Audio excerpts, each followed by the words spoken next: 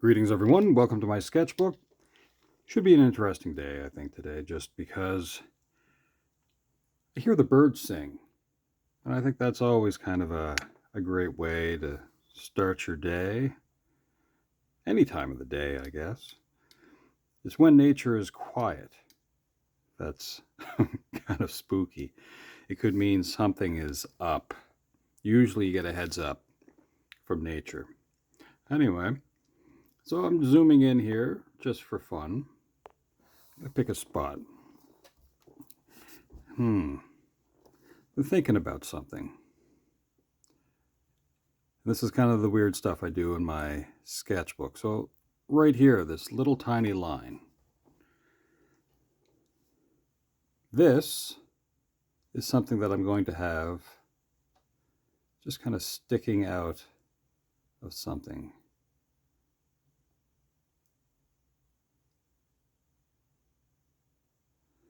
Now, nowadays, we rely on batteries. Let's say they could be a separate cell that you put inside of something. There is also USB charged batteries, so an internalized battery. But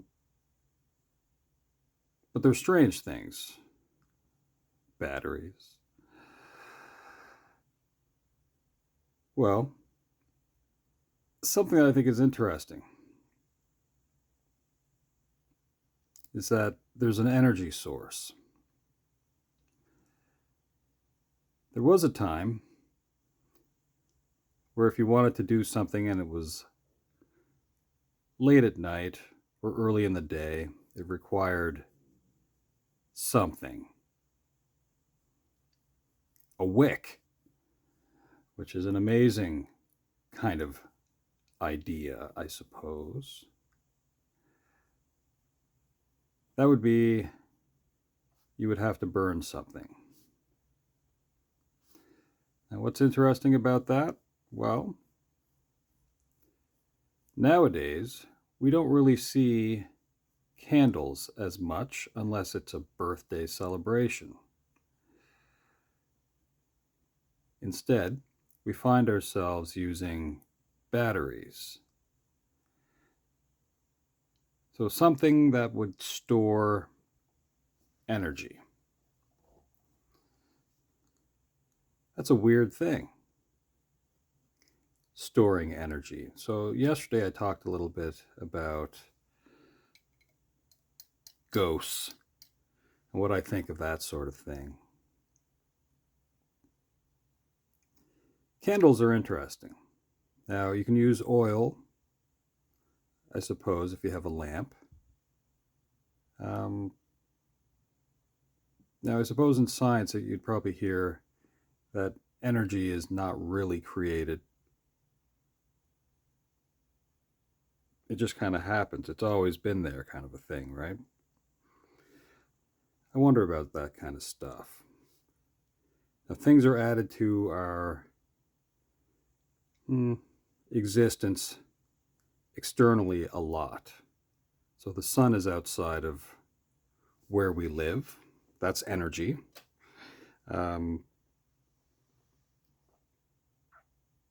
Matter. Well, you can break things down, but for the most part, we don't split atoms. It's not an everyday thing for you and I to split atoms to create energy. The candle. What an interesting thing.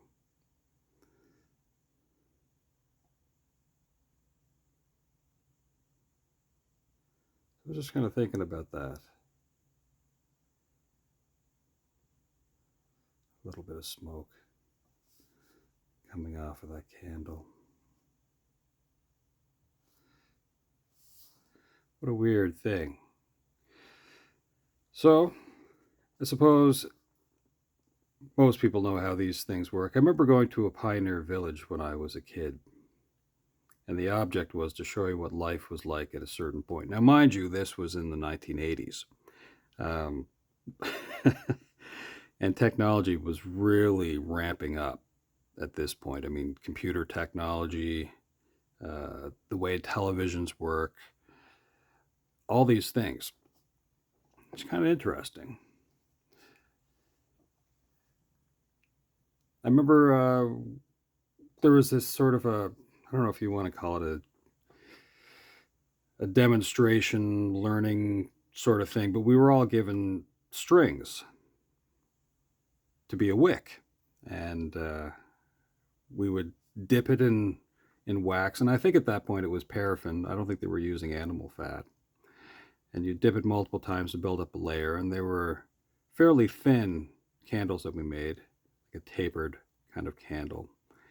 And it was pretty exciting because you could take it home and, you know, give it to your parents or whomever, and they would set it up in something,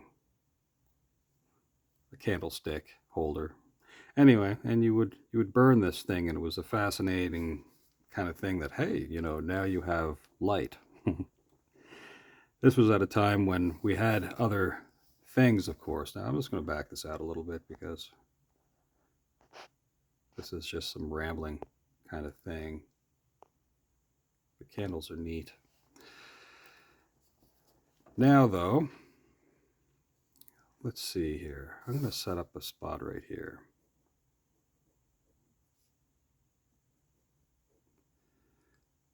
Now, this isn't a perfect representation of what I have going on.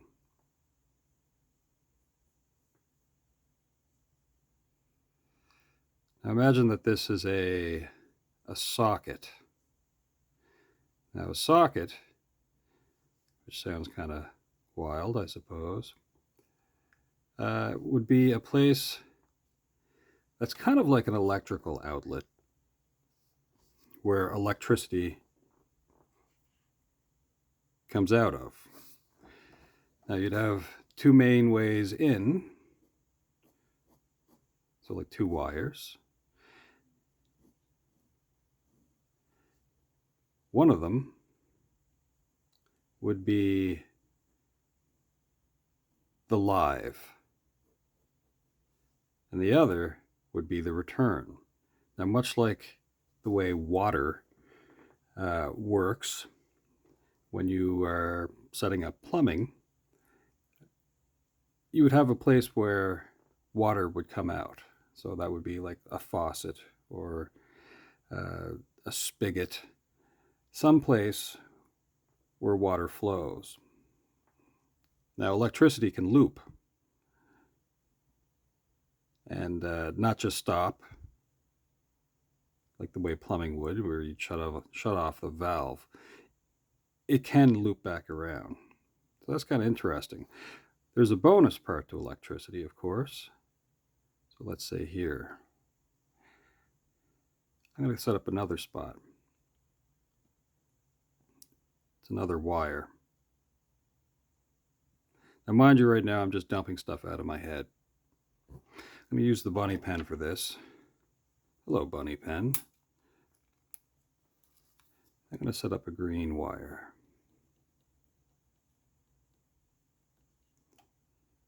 Now, you may not see it as green, depending on what you're looking at. This is the ground. Now, to go to the ground in electricity is a vital thing.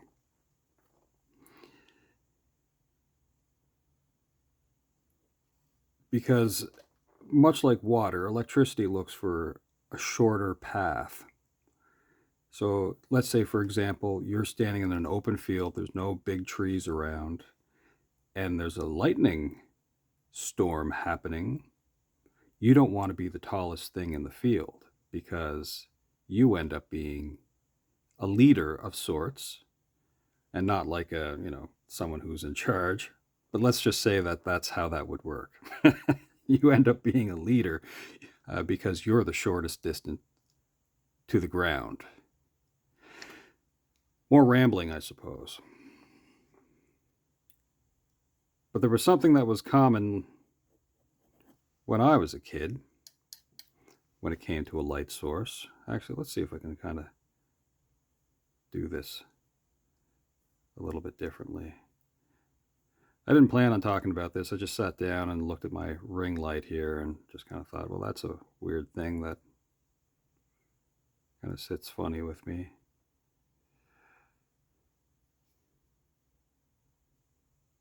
Now, this is a type of light bulb I haven't seen in a while. They do exist, of course, still.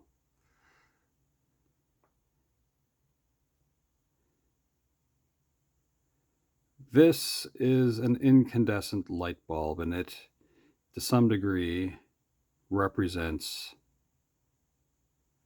an idea, which I think is interesting. If you have a great idea, well, this is what kind of represents that.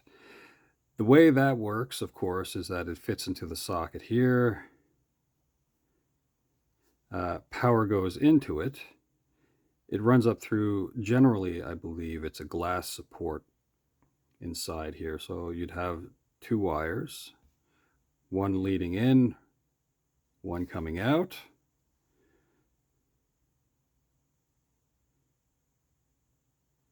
And here you'd have a filament that would heat up. On the inside of this, from my understanding, you'd have some sort of inert gas.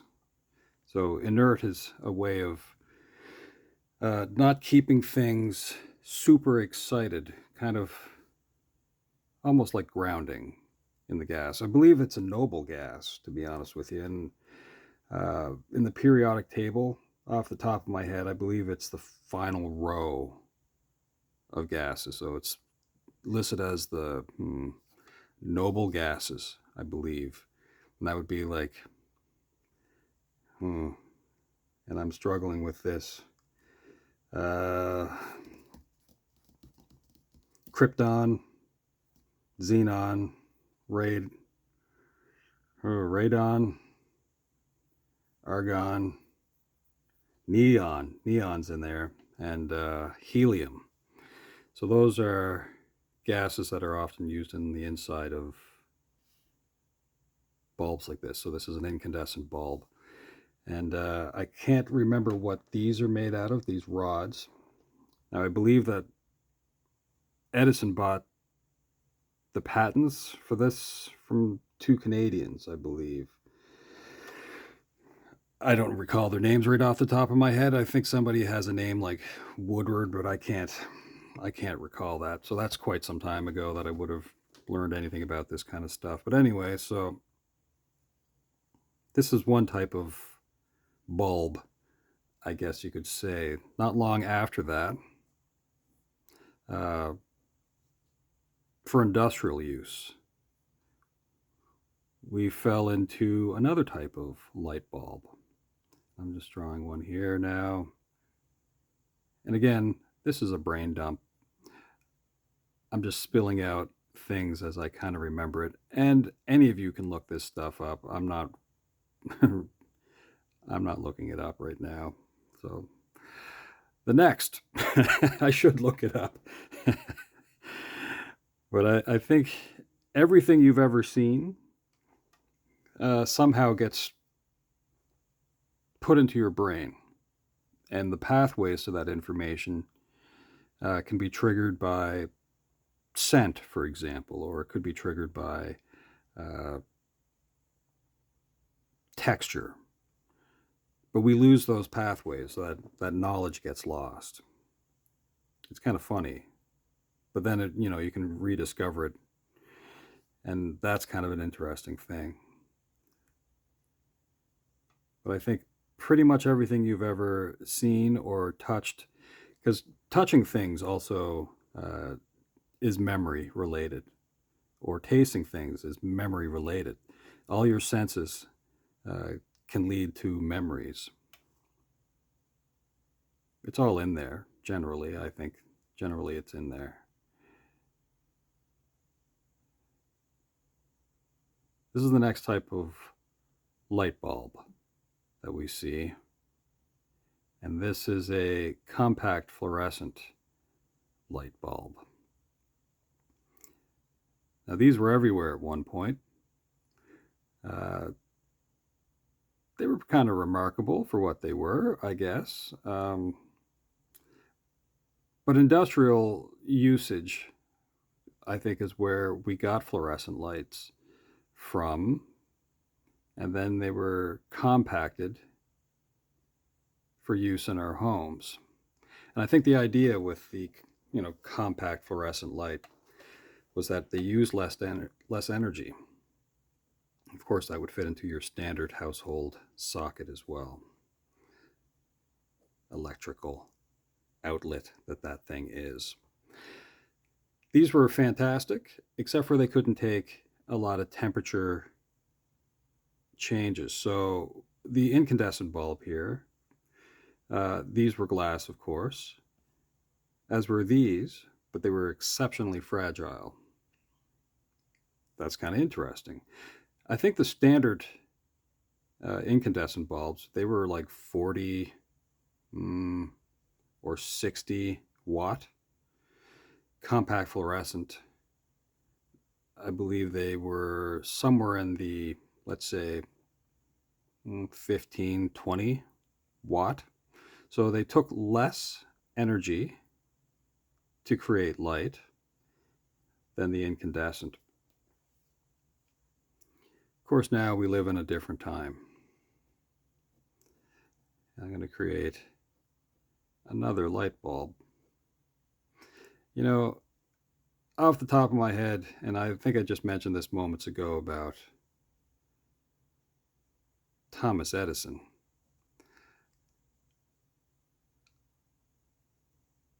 That's a remarkable individual, mind you. Was he an inventor? I don't know if I'd say he was an inventor. I'd like to say that the greatest invention that Thomas Edison created was that he was an inventor. I don't know where we got the idea that that guy invented stuff. He financed a lot of great inventions, but I don't know if he actually came up with those ideas himself. I could be wrong. You could look that up. I could look that up. Not nice of me to say, I suppose. Anyway, so in the modern time, well, now we have a different way of illuminating things. The bulb itself doesn't have to be glass. So glass in these other things was all about, conductivity. And they were dealing with temperatures. And glass, of course, has a high, well, for the most part, because it's melted sand, but I mean, it can take a high amount of temperature. Modern day light bulbs that we see in our homes now are often a series of light emitting diodes, or LEDs. So in the base of this light bulb, you'd have a series, could be 5 or 6, little tiny light emitting diodes. And at the top of this bulb, sometimes you'd see something like this, be a pile of reflective material. Sometimes it could happen down here at the base as well, and that disperses light. These, of course, can fit into a standard socket. It's interesting. They take considerably less energy than the compact fluorescent and the incandescent bulb here. So, is there a benefit to these things? Well, I guess there's a benefit, but light is one of those things that living things need. And weirdly, the best of these lights is that, if you're not dealing with this. I mean, sunlight is your best option, of course. And you can get different versions of these that can help with your mood, I guess, as well. But this is an interesting trio of things. And the reason why I sat down to just sort of ramble on about this, I suppose, is I wonder what the next thing could be to light our homes.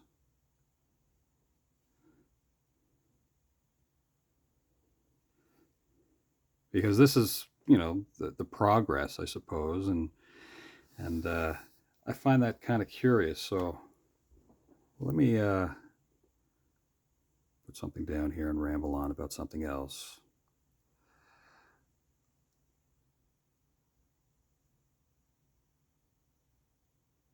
So our eyes are remarkable things, and how we see is remarkable, of course.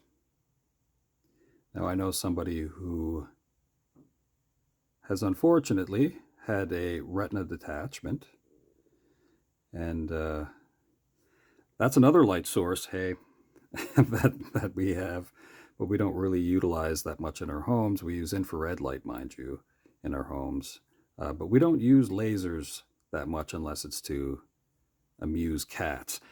Isn't that weird? Can you imagine there was a point in time when people sat around and dreamed about like a time when laser technology was going to be in everyone's homes. And of course, yeah, what do we do with lasers now? We use them to amuse cats.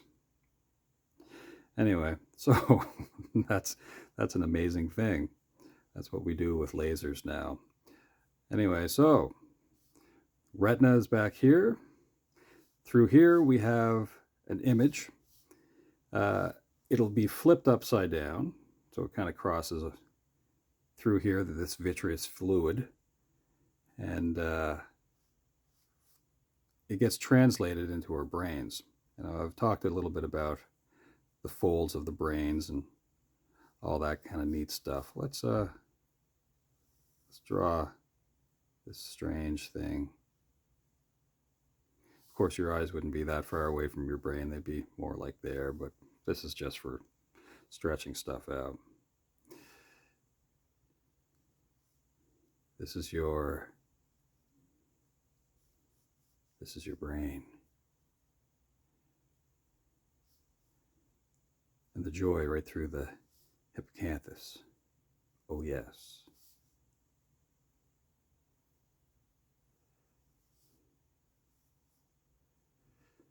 Inside your eyes, of course, you have cones and you have rods. Cones are those things that help you see colors. Rods are those things that help you with black and white, contrast and peripheral vision, I believe. So what's next? What happens next? Well, the reason why I drew this is I think there's a possibility that we will have some sort of augmentation. Now, currently, we are able to do lens correction. We can have external lenses and internal lenses. You can wear glasses or contact lenses. But somewhere around the 1960s, I believe, they started working on a technology that allows people to see at nighttime, night vision. And I wonder if there's a way to augment the eye, because as you would have seen with telephone technologies or any kind of technologies, microchips, they like to reduce the size of things. Now, is it possible that night vision, which uses, hey, this is an idea. Could you imagine setting something up in your home that dispenses photons and electrons? So let's say an old television. So think of a tube TV. I don't even know why I'm drawing this. Anyway, I'm going to draw this. An old tube TV. The way those things kind of work is that there is a cathode array, which is, I guess that's where they get the name of it, CRT. Yeah, there's a cathode array, and what it does is it flashes or paints an image on the screen, and it's a photosensitive material that's on that screen. In the early days, it was gray or greenish looking, and over time it darkened out. And anyway, but it flashes an image on very quickly on this material that stays just long enough, fades just quick enough so that the next image can be flashed on there, and it's a series of pictures. Well, imagine if you set something up in your home that was able to disperse light, not like these, but like a projector of sorts that would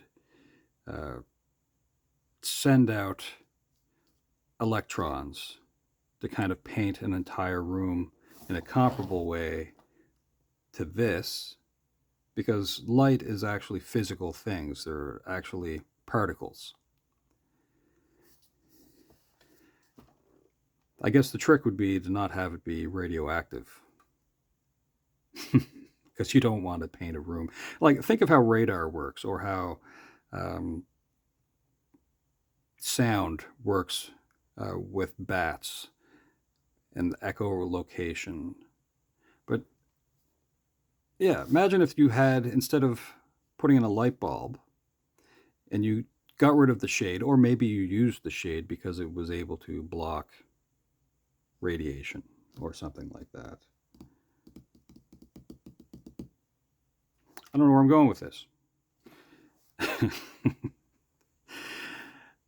But let's say, I'm just making my way here, kind of like a sprinkler.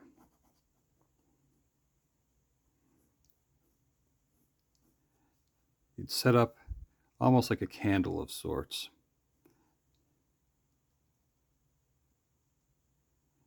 And you can beautify it in whatever way you want. And this sends out energy throughout the room that you want light in. It would have to compete with this as far as the amount of energy it uses. But if this was like a block of something, again, radiation is a pretty spooky thing. I mean, it can manipulate your cells in your body. So maybe this isn't a great idea. But yeah, I don't know where I'm going with that. Anyway, folks, this is just kind of the wacky stuff that I do in my sketchbook. Sometimes I just like to think about these kinds of things and then, yeah, try to figure out something. But yeah, to go from candle to incandescent, to compact fluorescent, to LED, what could be next might be augmentation to the eyes themselves and the ability to see in the dark, of which the benefits of this I don't really know. But when you think of evolution, well, I like to think of adaptation more so than anything else.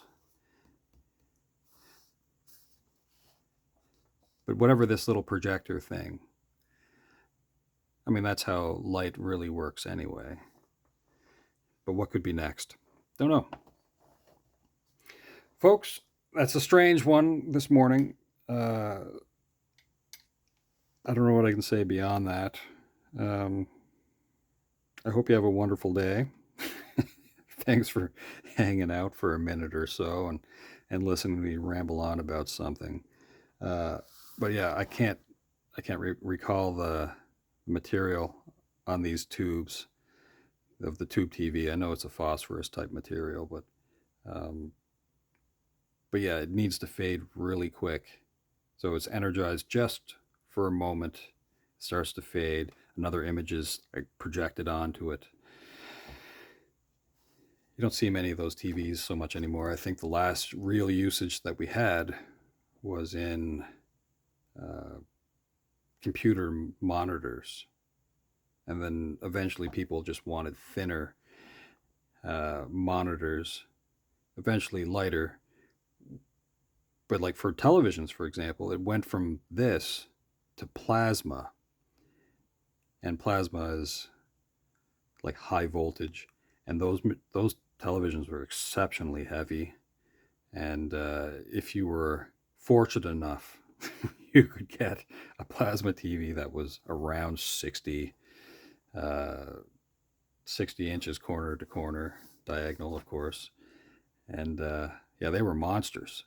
Like if that ever fell off your wall in the middle of the night, you'd probably soil your bed because it would probably go through your floor. Like they are incredible. In regards to the eyes, though, and augmentation, well, these things are possible, and I guess that's what we have to look forward to. Anyway, I hope you have a great day. I'm not going to end this on um, a time efficient marker. Usually, I try to do that where it's exactly, let's say, well, right now, if I kill time until 32 minutes of rambling, which is easy enough to do. I have that sort of thing built into my head. Sometimes it's a minute over, sometimes it's a minute less, but here I am killing time. Folks, again, thanks for hanging out. And yeah, let me know what you think the future of lighting our homes will be, and if it's going to be one of those things that, we're just going to be able to see, or if we're going to have the use of something else in the future. Anyway, ciao for now.